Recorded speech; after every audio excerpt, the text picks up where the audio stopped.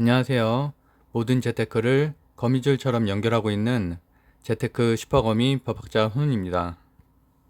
오늘은 2021년 6월 7일 월요일 밤 11시 45분 시작합니다. 12시까지 지금 15분밖에 남지 않아서 제가 10분간 간단하게 순환매 전략에 대해서 간단하게 설명을 드리고 2시 이후에 다시 방송을 찍도록 하겠습니다. 일단 주요 지표 먼저 체크해 보고요. 원전주 대응 전략에 있어서 오늘 상한가가 원전주 관련해서 7군데 나갔죠. 그래서 어느 정도는 좀 대응 전략이 필요할 것으로 보고 일단 덜 오른 순환매를 중심으로 투자하는 것이 어느 정도는 좀 안정적이라고 생각을 해서 그 부분에 대해서 좀 설명드리려고 합니다. 일단 오늘 제가 열거한 것만 봐도 어제 제가 이번 주는 아무래도 원전주가 강하다고 했고 저는 우리기술과 대한전선이 오늘 큰 상승이 있을 거라고 이제 어제 말씀드렸었는데 우리기술과 이제 대한전선은 이렇게 상한가를 갖고 하나 둘 셋 넷 여섯 군데 총 여섯 군데가 상한가 갖고 나머지 20%대로 성장을 한 게 원전 관련주에서 대부분 다 20% 정도 상승으로 마감을 했습니다. 좀 적게 오른 경우는 뭐 두산 인프라코어라든지 한전이라든지 이쪽은 한 5%에서 한 10% 사이 그 정도로 올랐고요. 일단 주요 지표 먼저 체크를 해보면 오늘은 확진자 수가 그래도 다행히 많이 줄었습니다. 그래서 485명으로 이런 것들은 현재 지금 쉬어가고 있고 조정을 겪고 있는 콘택트주들에게는 어느 정도 긍정적인 영향이죠. 그래서 백신 여권 이슈 이런 것들이 다시 좀 부각이 되는 시점이 지나면 사실 이번 주 지난주는 원전 그 관련주들이 너무 핫해서 그쪽으로 사실 수급을 다 빨아 들어갔거든요. 그러다 보니까 이제 콘택트주들로 가지를 못했고 그리고 제가 3주 전부터 말씀드리는 전기차 섹터도 지금 계속 상승을 하고 있죠. 그러다 보니까 어쨌든 수급이라는 건 한정적이고 결국에는 콘택트주들로 좀 넘어가려면 이런 긍정적인 환경이 개선이 돼야지 될 것으로 생각을 하고 있고요. 현 시간 다우존스 나스닥은 보합 정도로 보여지고 말씀드렸던 대로 10일에 동시옵션 만기일, 15일에 FOMC 회의 이것들이 결국엔 큰 방향을 결정할 것이고 물론 지난주 금요일에 나스닥이 굉장히 좋았기 때문에 오늘도 어느 정도 상승세는 있었지만 아쉬운 거는 외국인 수급이 별로 안 들어왔어요. 사실 외국인 수급을 좀 기대했던 건데 근본적으로 우리나라가 신고가를 달성을 하고 더 높은 지점으로 가려면 결국엔 외국인 수급이 안정적으로 들어와야 되거든요. 그래서 그런 부분에 대한 좀 아쉬움이 있고 국채금리는 0.90% 상승한 1.57로 안정적이고요. 환율도 역시 좋습니다. 1112원 괜찮아서 어쨌든 이런 대외적인 환경은 참 좋다. 대신에 이제 뭐 고용률 지표도 생각보다 좀 낮게 나왔고 그러다 보니까 결국엔 FOMC 회의 그리고 동시옵션 만기일 이런 것들만 잘 넘어가면 6월 중순부터는 상승장으로 돌아설 가능성도 있다. 물론 상승 공간은 그만큼 적어졌기 때문에 작년과 같은 상승장을 절대 기대하시면 안 되고 그래도 그때도 어느 정도는 좀 수익 실현해 가면서 안정적으로 대응하는 방법을 생각하시는 게 좋을 것 같고요. 오늘은 외국인이 1833억 원 매도를 했고 코스닥 같은 경우도 984억 원 이런 것들이 좀 아쉬워요. 어느 정도 좀 수급이 들어와줬으면 좋았을 텐데 그래서 제가 어제 7섹터에 대해서 좀 추천 종목을 드렸었죠. 단기, 중기, 장기로 나눠서 그래서 그 부분들이 오늘 다 올랐었는데 일단 단기로 나눴었던 뭐 원전 관련주 순서대로 다 올랐었죠. 우리기술 뭐 한전 KPS 이런 데까지 다 올랐었고 그다음에 중기로 했었던데도 오늘은 물론 현대차 이런 것도 좀 쉬어가긴 했지만 보합 정도는 유지를 했고 LG전자가 장중한 때 한 2.3% 올랐다가 좀 빠졌고 근데 오늘은 현대오토에버가 순환매로 올랐죠. 그래서 제가 뒷부분에서도 순환매에 대해서 좀 설명을 드리려고 합니다. 사실은 다른 데가 다 오르는 동안 이렇게 현대오토에버가 못 올랐었어요. 현대오토에버는 GEMP를 그 만드는 어떻게 보면 좀 플랫폼에 대한 기업이죠. 정의성 회장이 많은 지분을 가지고 있는 최근에 너무 못 올랐는데 이렇게 이제 다른 데 다 오를 때 못 오른 곳이 결국엔 오른다는 거예요. 같은 그룹주여서 특별히 그곳에 있는 재료가 있거나 실적이 나온 것이 아닌데도 오르는 게 오늘 설명드릴 순환매 전략입니다.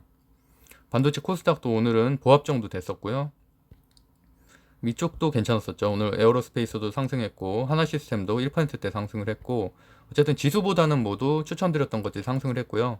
오늘 대우조선 해양 2%대 상승, 삼성중공업 1%대 상승, 현대중업도 한 1% 정도 상승을 했고 여기에서 이제 유니슨이 많이 올랐죠. 유니슨이 한 7% 정도 올랐고 LS가 한 3.5% 정도 올랐습니다.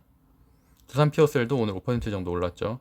그러니까 어저께 효성 TNC도 어저께 추천드렸었는데 한 4% 정도 올라서 어쨌든 어제 방송을 못 보신 분들은 꼭 보셨으면 좋겠어요. 그 종목들은 어쨌든 올해 하반기에는 반드시 상승할 종목들만 제가 이제 추려서 정리를 한 거니까 그런 것들을 중심으로 물론 이렇게 자극적인 건 사실 단기 매매긴 한데 이렇게 원전주처럼 막 20% 30% 날아가는 게 자극적이긴 하지만 결국엔 그런 거는 일시적이잖아요. 그러니까 우리가 결국 준비해야 될 것은 좋은 기업을 발견해서 저평가 우량주를 발견해서 그런 것들을 3개월, 6개월 보유하면서 안정적으로 가져가는 것들을 좀 추천드립니다.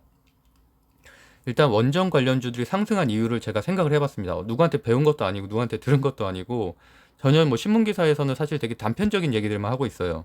뭐 한미 원전 동맹이라든지 빌 게이츠라든지 아니면 뭐 두산중공업 얘기 이런 것만 하고 있는데 제가 최근에 이런 분위기를 보면서 느꼈던 건 뭐냐면 외국인 투자자들이 저 PER, 저 PBR 주에 집중적으로 좀 매수를 해왔어요. 철강주, 조선주 1월 달부터는 계속 금융도 마찬가지고요. 그다음 오죽하면은 이런 전기, 가스, 오늘도 가스가 좋았죠. 이런 경기 방어주까지.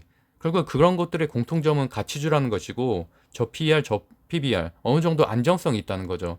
사실 성장주에 좀 대인 경험들 있잖아요. 미국에서는 스펙 관련된 기업에 또 폭락한 경험이 있고 그렇기 때문에 이런 곳들에 저는 투자한다고 생각을 하고 있고 HMM 개인 투자자들 같은 경우는 HMM에 대한 환상이 있죠. 14배나 올랐잖아요. 지금 최근에 물론 빠지긴 했지만 어쨌든 엄청난 거죠. 고점 대비, 저점 대비해서 14배나 상승한 건 거의 코인 수준으로 상승을 한 건데 그런 것들을 닭들 꿈꾸잖아요. 그러다 보니까 두산중공업이라든지 이런 뭐 필적하는 기업들 이런 것들도 그렇게 되지 않을까.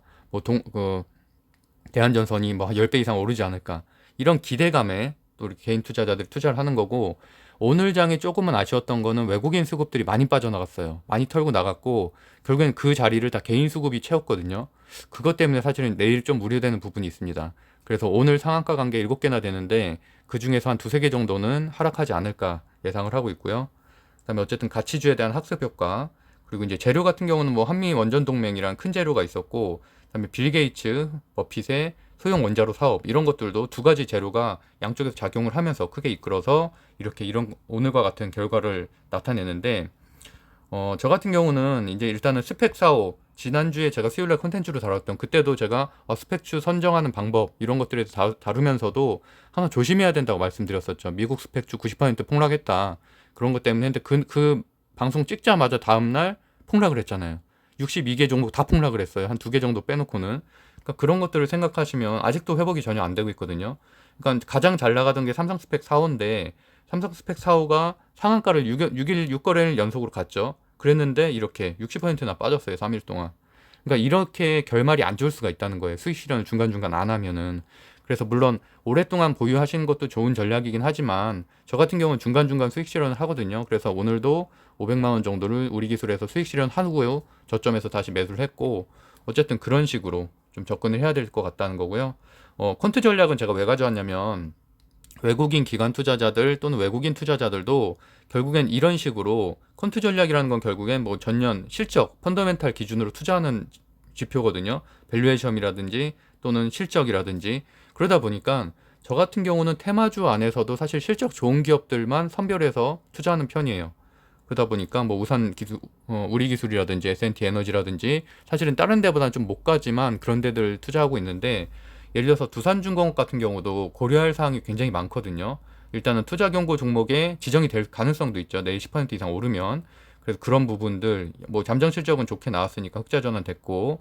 그러니까 하다못해 이제 제가 말씀드리고 싶은 거는 두산중공업 하나만 예를 들어도 뭐 감자 결정서부터 시작해서 두산인프로코어 그 분할 합병 이슈 있죠. 그런 여러 가지 호재가 굉장히 많다는 거예요. 호재며 악재며 이런 것들이 좀 섞여 있어서 어떻게 보면 지금은 분위기 때문에 올라가고는 있지만 결국엔 이런 가치를 제대로 판단하는 것이 또 이한 두산 인프로코어 같은 경우는 29일까지 그 가지고 있어야지만 또 두산중공업 주식을 받을 수 있는 뭐 이런 것들 디테일한 것들을 알고 있으면서 투자를 해야 된다는 거예요. 그냥 순환매로 두산인프로코어 투자하는 게 좋다 이게 아니라 이런 전반적인 것들에 대해서 다 전체적으로 알고 투자를 해야 된다.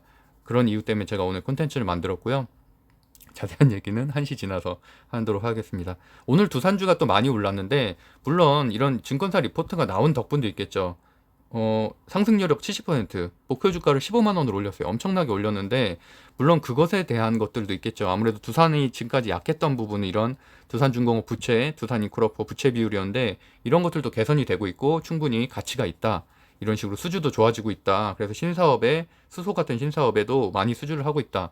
이런 것들 때문에 두산중공업을 목표가를 상한 조정을 했지만 결국에는 두산그룹도 이런 순환매 전략으로 사실은 상승한 것으로 보고 있거든요. 두산중공업이 워낙 올라가니까 두산인프라코어, 두산퓨어셀, 그리고 두산 우선주까지 모두 상승을 하게 된 거죠. 근데 아직은 두산바켓이 많이 상승을 못했어요. 그래서 그런 측면에서 바라보면 두산바켓도 투자할 만한 가치가 있다. 그리고 한국전력도 오늘 마찬가지죠. 한국전력, 기술, KPS 다 날라갔는데 한전 산업만 하나도 못 갔거든요. 그러니까 오늘 29%나 이렇게 상승을 하게 됐습니다. 그리고 현대오토웨이버도 마찬가지죠. 아까 설명드린 대로 다른 애 다 날라갔는데 현대오토웨이버만 못 날라갔어요. 그래서 어쨌든 이런 것들이 순환매 전략이라는 거고요. 제가 뒷부분에서 일단 결론은 한번 보시면 될 것 같고 제가 이런 부분은 다시 1시 지나서 급하게 지금 마무리해야 되니까 설명을 다시 드리도록 하겠습니다. 감사합니다. 오늘도 행복한 하루 되세요. 법학자 손이었습니다.